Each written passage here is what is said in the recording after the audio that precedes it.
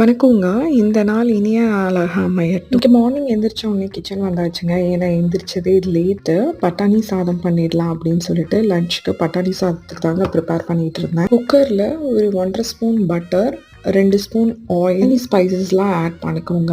அப்புறம் நீல வாக்குல கட் பண்ண 2 வெங்காயம், 1 ஸ்பூன் இஞ்சி பூண்டு பேஸ்ட், 2 தக்காளி, தேவையான அளவு உப்பு, புதினா கொத்தமல்லி போட்டு கொடுத்துருக்க ஸ்பைசஸ் எல்லாத்தையும் ஆட் பண்ணிக்கோங்க. 2 ஸ்பூன் தயிர், அரிசி ஆட் பண்ணிக்கோங்க. 1 டம்ளர் அரிசிக்கு இங்க 1 1/2 டம்ளர் தண்ணி ஊற்றிருக்கேங்க. நான் நார்மல் ரைஸ் தான் சேர்த்திருக்கேன். ஒரு பவுல் பட்டாணியும் ஆட் பண்ணி ஒரு 3 விசில் விட்டு இறக்குனீங்கன்னா சூப்பரான சுவையான பட்டாணி ரைஸ் ரெடிங்க. மார்னிங் சாய்க்குட்டிக்கு பன்னீர் சப்பாத்தி ரோல் தாங்க பண்ணி தந்தேன். ஆஃப்டர்நூன் லஞ்சுக்கு தான் பட்டாணி ரைஸ் பண்ணியிருந்தேன். அதெல்லாம் பேக் பண்ணி அவனையும் அனுப்பிச்சாச்சு. வீட்டில் சாஸ் இல்லைங்க, அதனால பாக்கெட் சாஸ் வச்சு அதை சாப்பிட்டுக்கிட்டான். தங்கச்சியும் ஆஃபீஸ் கிளம்பிட்டாங்க.